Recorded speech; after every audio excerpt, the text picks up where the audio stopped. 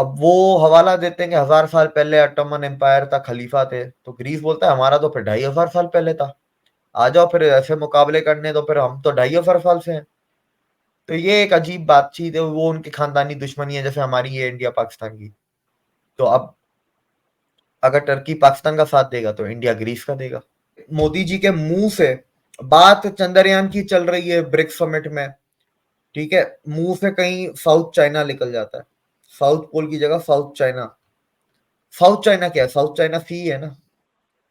अब मैं सुबह से परेशान हूं, जब से मैंने वीडियो देखी, ये मोदी जी के दिमाग में क्या चल रहा है साउथ चाइना सी को लेके। जी जी। एयरफोर्स का मुकाबला करेंगे तो इंडिया तीसरे पे आता है, चाइना चौथे पे आता है आज की तारीख में। अब अगर इंडियन एयरफोर्स में जो पुराने जहाज हैं, वो अगर निकल के उसकी जगह अगर वो नए रिप्लेस हो जाएंगे। लेटेस्ट जहाज, बिल्कुल ब्रांड न्यू जहाज अगर आ जाते हैं, जो कि टेस्टेड भी हैं, और उसके ऊपर मल्टीपल जो इंडिया के तो मिसाइल के भी पता नहीं कितने मिसाइल इंडिया के अगर वो लग जाएंगे, तो वो गैप कितना बढ़ेगा। क्योंकि मुझे रशिया को ओवरटेक करने में टाइम लगेगा इंडिया को, लेकिन ये कि चाइना और इंडिया के बीच में जो दूरी है ना, वो दूरी और बढ़ जाएगी एयरफोर्स की रेटिंग में। हेलो एंड वेलकम फ्रेंड, मैं हूं मुजफ्फर चौधरी और आप देख रहे हैं हमारा यूट्यूब चैनल परफेक्ट रिएक्शन। दोस्तों, इस वक्त हमारे साथ मौजूद हैं हमारे दोस्त दिव्य कुमार जी। किसी तारुफ के मोहताज नहीं। तो दिव्य भाई, आपको अपने चैनल में वेलकम कहता हूं। कैसे हैं आप? नमस्कार। नमस्कार सर, थैंक यू मुझे बुलाने के लिए, शुक्रिया। मैं बिल्कुल ठीक, आप बताएं आप कैसे हैं?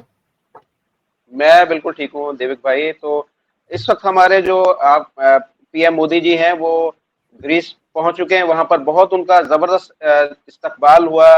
रेड कारपेट सलूट बजे उनको, बहुत ही उन शानदार तरीके से उनका इस्तकबाल हुआ। वहां पर उनको जो एक सिविल और मिलिट्री अवार्ड भी दिया गया है उनको। तो देविक भाई, कैसे देख रहे हैं आप उनके जो विजिट है उसको? इसकी कितनी अहमियत है इस वक्त इंडिया के लिए? लेकिन उसकी अहमियत तो इंडिया के लिए बहुत कुछ है, और ग्रीस के लिए भी अहमियत है, इंडिया के लिए भी है। उसको हम डायमेंशंस के ऊपर बात करते हैं। 40 साल बाद इंडिया का कोई पीएम गया है ग्रीस विजिट करने, पहली इसकी बात जो खास बात है। दूसरी खास बात इसके ऊपर जो है कि हाईएस्ट सिविलियन ऑर्डर जो अवार्ड है ग्रीस का, वो मोदी जी को दिया गया है ग्रीस की प्रेसिडेंट के द्वारा। तो ये मेरे ख्याल से मोदी जी का 15वां अवार्ड है इंटरनेशनल हाईएस्ट सिविलियन का। तो अगर मैं गलत नहीं हूँ तो 15वां है। जी, तो 15। बिल्कुल, हाँ। तो बस अब हम आगे, अभी काफी अपडेट्स आ चुकी हैं, अभी तो और अपडेट्स आएंगी, लेकिन अब तक जितनी आ चुकी हैं हम उसके ऊपर हम आज डिस्कस करेंगे। क्योंकि एक जॉइंट स्टेटमेंट भी निकल चुका है उनका, और काफी मीटिंग्स वगैरह जो बहुत हुई हैं उसके ऊपर हम बात करेंगे। देखिए, इम्पोर्टेंस इंडिया के लिए इस तरीके से है कि पहले तो अगर जियो पॉलिटिकली बात करो, जियो पॉलिटिकली इंडिया आगे बढ़ रहा है, मेडिटेरियन सी में गया पहली बार, ठीक है, अपना होराइजन बदला ना। अभी ब्रिक्स में मोदी जी ने क्या बोला, इंडो अटलांटिक। जी तो मेडिटेरियन सी के क्रॉस करके ही आप अटलांटिक में जाएंगे ना, तो आपको उधर भी तो बेस चाहिए ना। चक्रव्यूह आपको, चक्रव्यूह का एक हीरा, जी। या नेकलेस ऑफ डायमंड का एक हीरा आपको उधर भी चाहिए ना। तो ये एक वो हीरा है। Greece is the gateway to Europe. Greece gateway है यूरोप का। जी ये एक दूसरी चीज है। तीसरी चीज, ग्रीस ईयू का मेंबर भी है। तो इंडिया की जो ईयू के साथ एफटीए की बातें चल रही हैं, जी। जो यूरो और इंडियन रुपी की बात चल रही है ट्रेड की, उसके अंदर इसमें बहुत फर्क आएगा, क्योंकि ग्रीस इंडिया की साइड लेगा, इंडिया की सपोर्ट करेगा, इंडिया के लिए लॉबी करेगा ईयू के अंदर। इसके चौथी चीज, टर्की को काउंटर करना था ना। तो टर्की के कुछ ज्यादा ही पर निकल आए हैं अर्दोगान के, तो फिर उसके पर काटना लाजमी थे। तो इंडिया जिनको को नहीं कोई पता, खतरा है टर्की से? इंडिया को खतरा है टर्की से कोई? सर टर्की से खतरा ऐसा डायरेक्ट खतरा कोई नहीं है, इनडायरेक्ट खतरा है। तो सर वही बात है ना, इनडायरेक्ट खतरे को, इनडायरेक्ट खतरा कब डायरेक्ट बन जाए को वो बता के तो आएगा नहीं। लेकिन करंटली इनडायरेक्ट खतरा है, पॉलिटिकली, डिप्लोमेटिकली। और साथ में एक बीच में एक ऐसी खबर आई थी, अब पता नहीं कितनी सच है कितनी झूठ है, कि टर्की की एक प्राइवेट आर्मी भी है, टर्की की भी है, सीरिया की भी है। तो वो प्राइवेट आर्मी के बंदे जो हैं वो दे रहे थे पाकिस्तान को आजाद कश्मीर में डिप्लॉय करने के लिए। तो अब पता नहीं कितनी सच है कितनी झूठ है, ये तो अब ऊपर वाला जाने।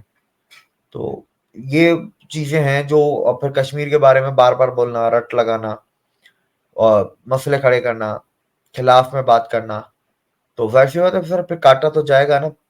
जब पर फैलाओगे तो फिर काटे जाएंगे, तो वो काटे जा रहे हैं क्योंकि टर्की ने भी साइप्रस पे कब्जा किया। साइप्रस जो मुल्क है वो भी दो हैं, एक साइप्रस है, एक नॉर्दर्न साइप्रस है। तो नॉर्दर्न साइप्रस पे टर्की ने कब्जा किया हुआ है।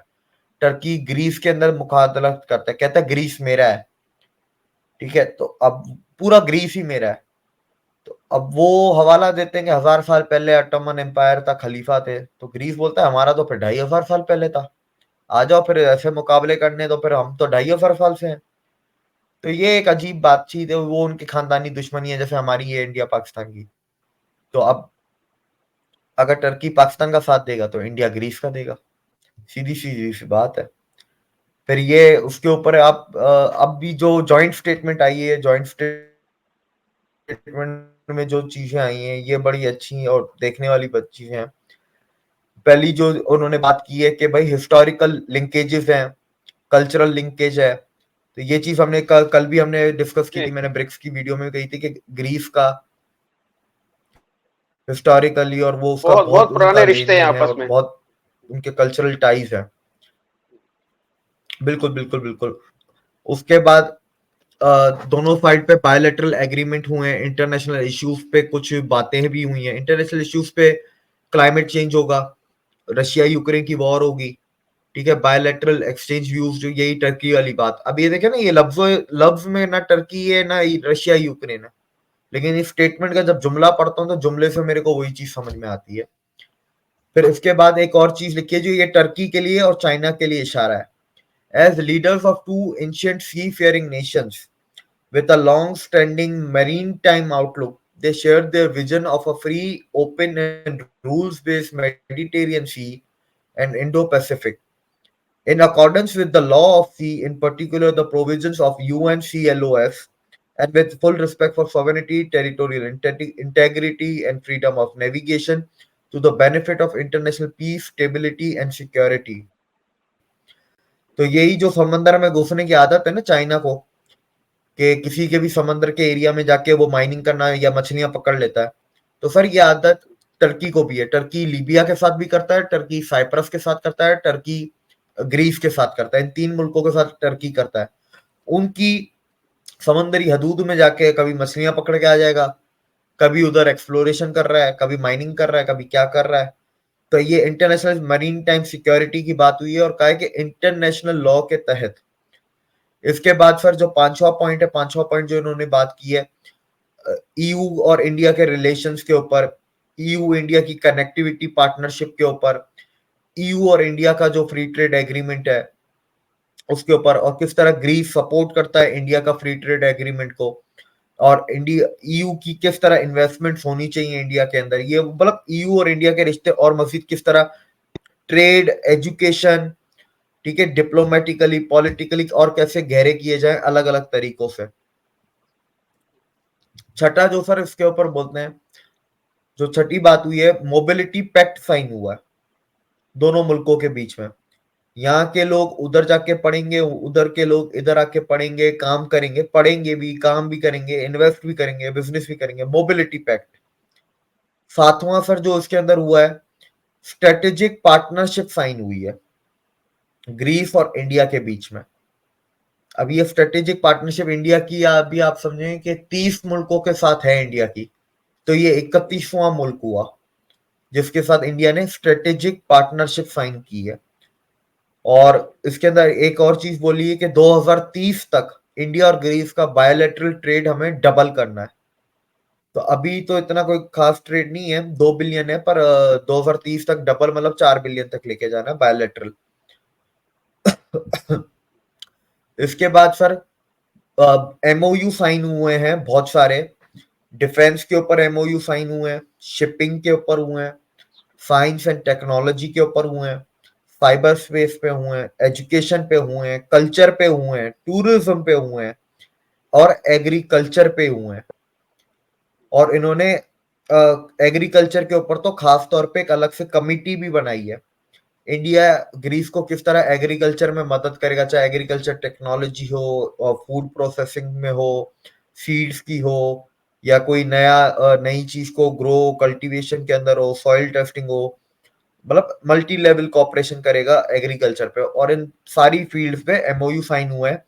अब उन एमओयूज में क्या है वो तो करंटली अभी तक पब्लिक नहीं हुआ है, जी ये शायद कल एक दो दिन में शायद पब्लिक होगा, तो हम इसके ऊपर पे मजीद डिटेल में बात करेंगे। पर आप ये देखें ना, economy, defence, security, shipping, shipping को ध्यान में रखिएगा, इसके ऊपर हम आगे बात करेंगे। Science and technology, cyber space, education, culture, tourism, agriculture, इतने सारे इनके एमओयू साइन हो चुके हैं। अच्छा सर, ग्रीस आपको पता है बहुत पुरानी सिविलाइजेशन है, और इंडिया दुनिया की सबसे पुरानी सिविलाइजेशन है, तो दोनों मुल्कों में हिस्टोरिकल जगहें बहुत हैं टूरिज्म के लिए, और दोनों मुल्कों में यूनेस्को हेरिटेज साइट्स भी बहुत ज्यादा हैं। तो उसके ऊपर किस तरह उन साइट्स को प्रिजर्व किया जाए, प्रोटेक्ट किया जाए, स्ट्रेंथन किया जाए कॉपरेशन विथ यूएनएसओ, तो यूनेस्को, तो उसके ऊपर ये बातचीत हुई। इसके अलावा सर टेररिज्म के ऊपर स्टेटमेंट दिया है, और ये स्टेटमेंट आप सुनिएगा फिर आप मुझे बताएं किसके लिए है। The two leaders strongly condemned terrorism in all its forms and manifestations, whenever, wherever, and by whomsoever committed, and the use of terrorist proxies for cross-border terrorism। Sir ये किसके लिए यूज हुआ है स्टेटमेंट? हमारे लिए। इंडिया की तरफ से पाकिस्तान के लिए, ग्रीस की तरफ से टर्की के लिए, क्योंकि टर्की के भी अपने दो तीन जी टेररिस्ट ऑर्गेनाइजेशन है, सही। जैसे अर्दोगन के टाइम में अर्दोगन ने बनाया है, और अर्दोगन उनको सपोर्ट करता है। अर्दोगन से पहले नहीं थे, तो अर्दोगन ने बेसिकली टर्की का इमरान खान है अर्दोगन, पट्टा बिठाने यानी वाला। एक तीर से दो शिकार किए गए हैं। बिल्कुल बिल्कुल सर, दो शिकार किए गए हैं। उसके बाद पीएम मोदी वेलकम करते हैं ग्रीस को, क्योंकि इंटरनेशनल सोलर अलायंस में ग्रीस आ गया ऑफिशियली, तो पीएम मोदी ने चंद्रयान वेलकम डिस्कस किया। हुआ भाई यहाँ पर, चंद्रयान। मुबारकबादें दी गई चंद्रयान के हम्म, ऊपर, बिल्कुल। और इंटरनेशनल सोलर अलायंस में वेलकम किया, और एक इंडिया का एक और इंटरनेशनल अलायंस इंडिया भी बना रहा है, coalition for disaster resilient infrastructure, उसके अंदर ग्रीस आने वाला है। तो मोदी जी ने बोला है कि we are waiting for Greece membership, ठीक है, जब तक ग्रीस आए। और ग्रीस ने बोला हम इंडिया की G20 की प्रेसिडेंसी को सपोर्ट वगैरह भी करते हैं, हम्म, और मोदी जी ने फॉर्मली इनवाइट भी किया ग्रीस के प्राइम मिनिस्टर को कि आप भी आए इंडिया विजिट करें। जी। अब देखें अच्छा सर। भाई आपने, जी, जी जी बोले।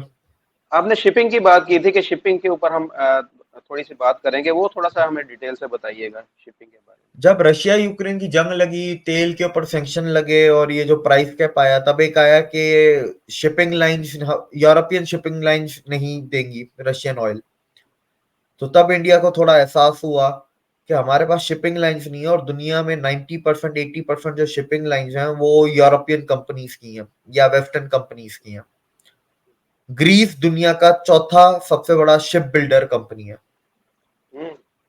दुनिया में सबसे ज्यादा शिपिंग की कंपनियां जो हैं वो आपकी ग्रीस में है, और पूरा इकोसिस्टम है, ऐसा नहीं, शिप बिल्डर भी है, शिप ऑपरेटर भी हैं, शिप के जो एजेंट होते हैं वो भी हैं, शिपिंग के जो सॉफ्टवेयर होते हैं उसकी कंपनियां भी ग्रीस में। तो शिपिंग का तो पूरा इकोसिस्टम है ना ग्रीस में।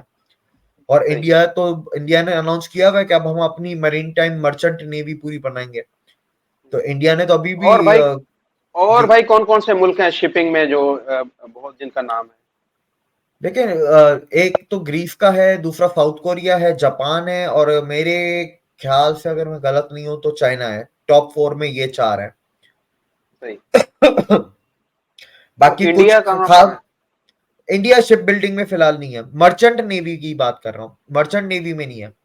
इंडिया शिपें अच्छा। बनाता है, मर्चेंट नेवी भी बनाता है, पर उस लेवल पे नहीं बनाता जिस लेवल पे साउथ कोरिया, जापान, चाइना वगैरह बनाते हैं। और कुछ ऐसी सही। खास किस्म की शिपें होती हैं वो उसमें रशिया एक्सपर्ट है, तो इंडिया वो शिपें रशिया के साथ मिलके बनाता है। जैसे आर्टिक की एक्सप्लोरेशन शिप्स हैं, या एंटार्क्टिका की हैं, वो ज्यादातर nuclear powered ice breaking ships होती हैं, तो वो अलग किस्म से बनती हैं, तो उसमें रशिया बहुत ज्यादा एक्सपर्ट है उसका। तो वो उसमें वो इंडिया रशिया के साथ कर रहा है। इंडिया के अपनी कंपनियों को भी ऑर्डर दे दिए हैं इंडिया ने कि 2030 तक, अब मैं भूल गया, मुझे अब याद नहीं कितनी शिपों को ऑर्डर दिया, लेकिन अच्छी खासी शिपें ऑर्डर दी हैं, कुछ 100 से ऊपर दिए हैं जी ऑर्डर। जी, हमने इसके ऊपर प्रोग्राम किया था एक। अच्छा, तो मुझे भी नंबर याद नहीं, तो वो किया। अब जाहिर सी बात है कि ग्रीस से भी आएगा ही ना, क्योंकि फिर शिपों की जो जिंदगी होती है वो भी लंबी होती है, 25 साल, 30 साल, 35 साल तक होती है। सेकेंड हैंड लो तो वो आप ग्रीस से सेकेंड हैंड भी ले सकते हैं, आप लीज भी कर सकते हैं, जैसे गाड़ियां हम लीज करवाते हैं, तो हम किराए पे भी शिपें लेके अपनी कंपनी चला सकते हैं। तो शिपिंग में भी ऐसे बहुत से तरीके हैं। आप समझे वो गाड़ी है, बस बड़ी गाड़ी समझ लें, माल गाड़ी है गाड़ी। तो जैसे हम लोग जी जी। गाड़ी लेते हैं ना, बैंक से लीज करवा ली, रेंट कार से रेंट करवा ली, तो ये भी वैसा ही है। जरूरी नहीं है कि हर चीज 0 मीटर जाके खरीदनी है। तो ग्रीसिया में ये सारे फायदे हैं, पर एक्सपर्टीज भी है ना उसके पास फिर पूरा इको सिस्टम है शिपिंग का, तो वो एक्सपर्टीज इंडिया भी आएंगी ना, जाहिर सी बात है उसका। तो ये बहुत बड़ी बात है। अब जैसे जैसे इंडिया बढ़ेगा, इंडिया के एक्सपोर्ट्स बढ़ेंगे, ठीक है, तो फिर इंडिया का एक्सपोर्ट बढ़ेंगे तो ट्रेड भी तो बढ़ेगा ना, शिपिंग तो चाहिए ना उसके लिए। और आप नंबर वन कंपनी दुनिया के कंट्री कैसे बनोगे जब आपकी शिपिंग के लिए आप किसी और पे डिपेंडेंट हो। हाँ हर भाई, चीज अपनी आपने होनी बात चाहिए। की थी, आपने जो जी बात की थी कि इंडिया को हो सकता है एक्सेस मिल जाए वहां पर उनके पोर्ट्स की, या वहां के जो उनके जो एयरपोर्ट्स हैं, तो कोई इस तरह की बात भी हुई? सर, उस किस्म की बात का एक इशारा दिया जो इंडिया के एम्बेसडर, ग्रीस के एम्बेसडर जो इंडिया में है, वो अभी ग्रीस में ही है। उनकी कल एक वीडियो आई थी ANI पे, उन्होंने एक, हल्का सा इशारा दिया था। अभी तक हम जब तक रिकॉर्ड कर रहे हैं, अभी तक तो ऐसी कोई खास बात नहीं नजर आती, पर यह कि शायद आगे नजर आए।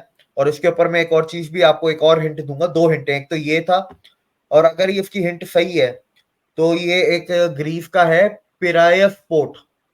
अगर मैं नाम सही ले रहा हूँ, पिरायस पोर्ट, तो ये one of the largest port है यूरोप में कंटेनर हैंडलिंग में। तो शायद इसका कोई टर्मिनल मिल जाए, या आधा पोर्ट मिल जाए, या शायद पूरा पोर्ट मिल जाए। इट कैन बी एनीथिंग, ठीक है। तो अब ये उसका हिंट दिया था, अब वो देखते हैं आगे क्या होता है। जरूरी नहीं पूरा ऐसे ही दे दें जैसे बाकी पोर्ट लिए हुए इंडिया ने, जी क्या जी। पता टर्मिनल, 2-3 टर्मिनल उसके मिल जाए। पोर्ट पे आप टर्मिनल भी बेचते हैं, जरूरी नहीं आप पूरा पोर्ट आप बेच दो। तो ये तो चीज भाई भी है। कोई खुफिया डील भी हो सकती है जिसको अनाउंस ना किया जा सके, ऐसे भी हो सकता है? सर देखें, खुफिया के नाम पे तो सिर्फ डिफेंस डील ही होगी, तो डिफेंस के अलावा तो उधर ऐसी कोई भी डील नहीं होनी। होगी भी तो वही होगी, तो वो भी 1-2 दिन में हमें पता चलेगा, क्योंकि MOU तो बहुत सारी चीजों पे साइन हुए हैं। डिफेंस की डीलें अक्सर नहीं निकाली जाती, बाकी तो सब पब्लिक करती है, इंडिया कर देता है। इंडिया बाकी डिफेंस को छोड़ के सब करता है। डिफेंस में भी जो बिल्कुल टॉप सीक्रेट होती है ना, वो नहीं करेगा। फॉर एग्जाम्पल, जंग से पहले पुतिन आया था 6 घंटे के लिए इंडिया, कोई 30 के करीब डीलें साइन की थी, उस 30 के करीब जो डीलें थी उसमें 6-7 अभी तक पब्लिक नहीं हुई है, बाकी सब पब्लिक कर दी, उसी वक्त कर दी थी 1-2 दिन के अंदर। उसके अंदर कुछ डिफेंस डील भी थी, लेकिन जो टॉप सीक्रेट होती है ना, उनको कभी नहीं किया जाता। सही। जी तो चले भाई, ये तो बात होगी मोदी जी के द्वारा ग्रीस की। हम अब आते हैं, जैसे कि हमने बात की इससे पहले कि इंडियन नेवी बहुत ज्यादा स्ट्रांग हो रही है, तो उसके साथ साथ अब इंडियन एयरफोर्स के बारे में भी खबर मिली है कि उन्होंने भी तेजस जो है वो तैयार उनका ऑर्डर दिया है। ये खबर के बारे में जरा बताइएगा हमें, क्या खबर है ये? We've achieved unbelievable And first time the south part of the China, Yes. Jammu, of the south part of west the moon. is the south part of the moon. Yeah, first time. West time ever. Yeah, yeah. No one got success. Yeah. India. did Russia it. tried, Yeah. but it was अब आप इस video में देखेंगे कि मोदी जी के मुंह से बात चंद्रयान की चल रही है ब्रिक्स समिट में, ठीक है, मुंह से कहीं साउथ चाइना निकल जाता है, साउथ पोल की जगह साउथ चाइना। साउथ चाइना क्या है? साउथ चाइना सी है ना। अब मैं सुबह से परेशान हूं, जब से मैंने वीडियो देखी, ये मोदी जी के दिमाग में क्या चल रहा है साउथ चाइना सी को लेके। और सुबह से वो हमने मैप खोले में, गूगल मैप, अब हम देख रहे हैं स्नैप में है क्या, पढ़ने की कोशिश कर रहे हैं। अब हमें इतनी अक्ल होती तो हम शायद समझ जाते, पर अभी तक हम अपना सर ही खुजा रहे हैं बैठ के। तो एक चीज ये बताना बहुत जरूरी है कि उनके देखिए मुंह से तभी निकलेगा जब जहन में बात चल रही है। बिल्कुल बिल्कुल, हाँ, आपने 100% बात की। हाँ, वो अखबार में दिखा रहे हैं, देखो चंद्रयान की खबर आई है, ठीक है, और बोल रहे हैं कि India is the first country to land on the south pole की जगह बोलते हैं साउथ चाइना, फिर बोलते हैं ना साउथ पोल। दिमाग में वो चाइना कुछ ना कुछ चल रहा है, मतलब मोदी जी के दिमाग में कुछ चल रहा है, वो अब क्या है देखें। अब हमारी तो इतनी औकात नहीं जो ये पता चल जाए, हमें कोशिश कर सकते हैं हम। सही। अब इसके ऊपर देखें, अब एयरफोर्स की हम बात करते हैं तो इंडिया के तो एयरफोर्स में तो सर ऐसी बहुत सी डीलें हैं। अभी कल कल अनाउंस हुई 100 तेजस $8 बिलियन के। तो जो मिग 21 है उनको ये रिप्लेस कर देंगे।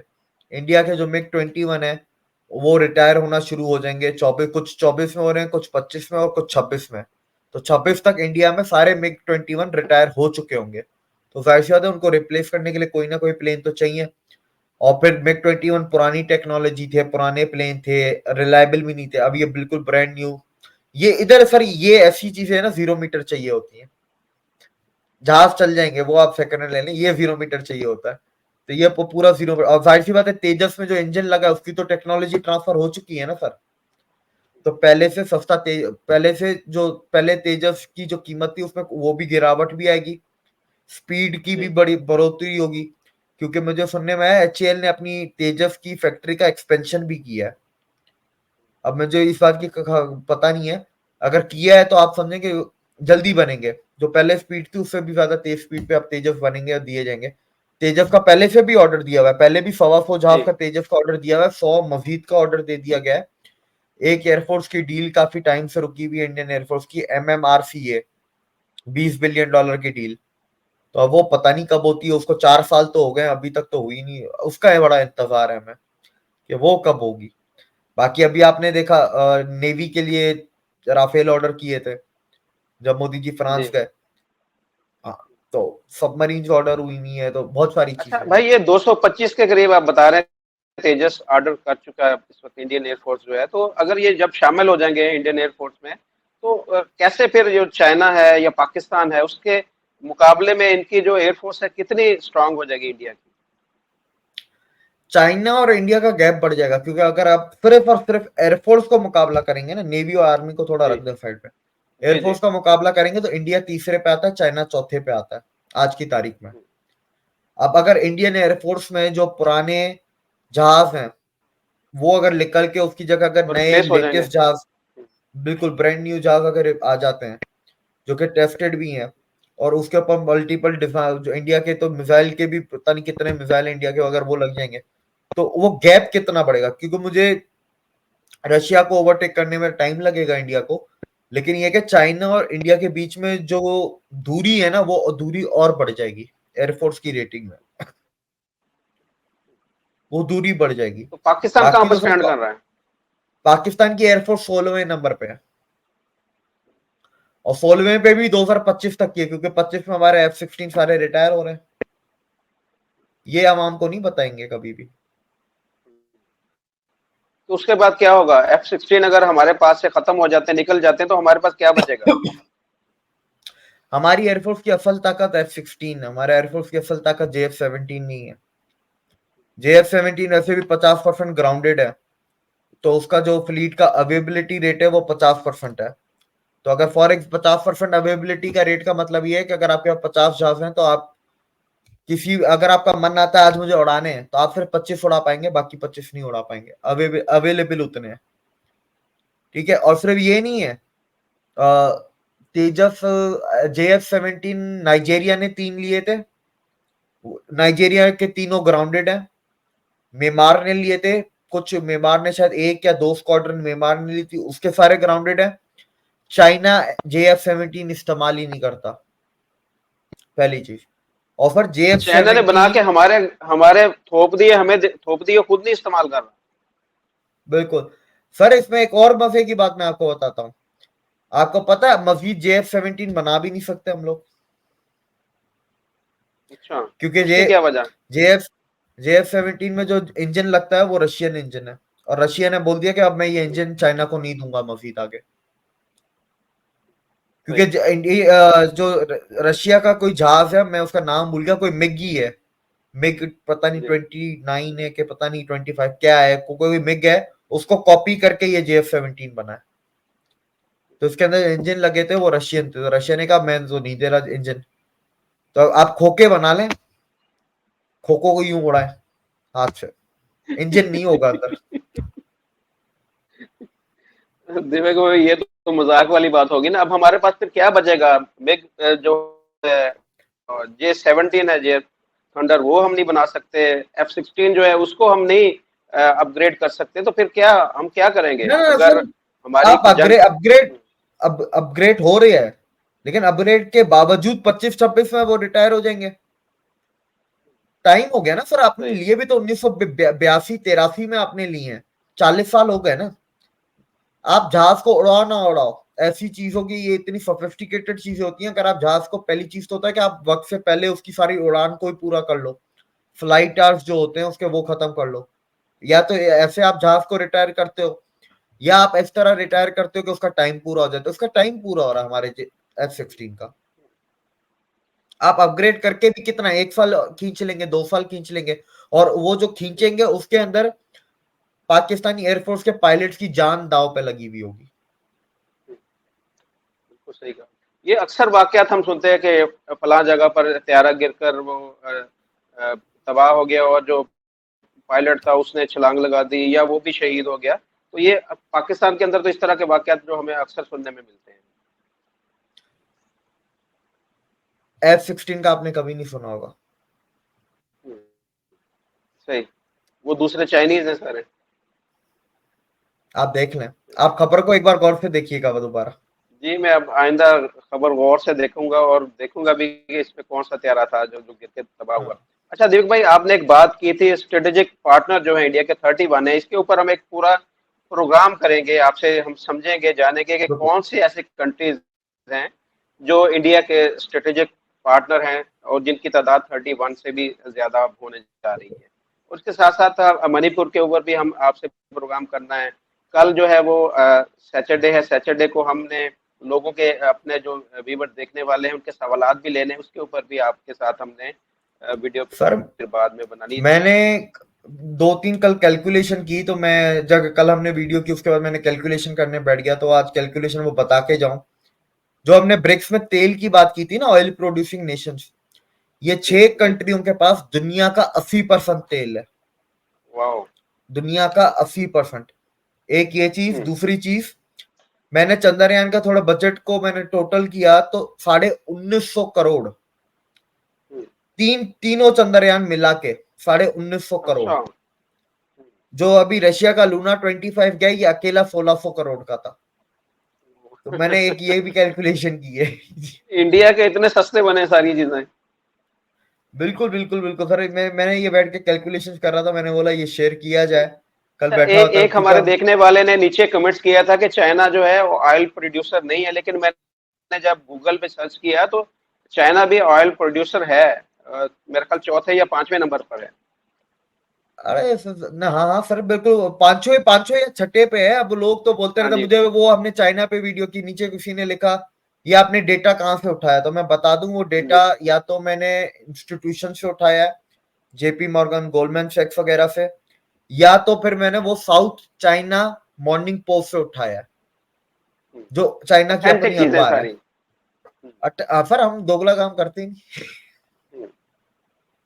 बहरहाल जी, हम ऐसे ही रिसर्च करके इस तरह के नए से नए जो टॉपिक्स हैं उनके ऊपर आपको जानकारी देते रहेंगे। और दिवेक भाई जो है हमारे लिए ये सारा काम जो है बड़ी मेहनत और जान फजानी से करते हैं। तो दिवेक भाई, आपका बहुत शुक्रिया आपके कीमती वक्त का। तो अगली वीडियो में फिर आपके साथ मुलाकात होगी, तब तक बिल्कुल के बिल्कुल लिए सर, आपसे शुक्रिया, इजाजत थैंक यू, चाहूंगा। नमस्कार। थैंक यू सर, शुक्रिया, नमस्कार, थैंक यू।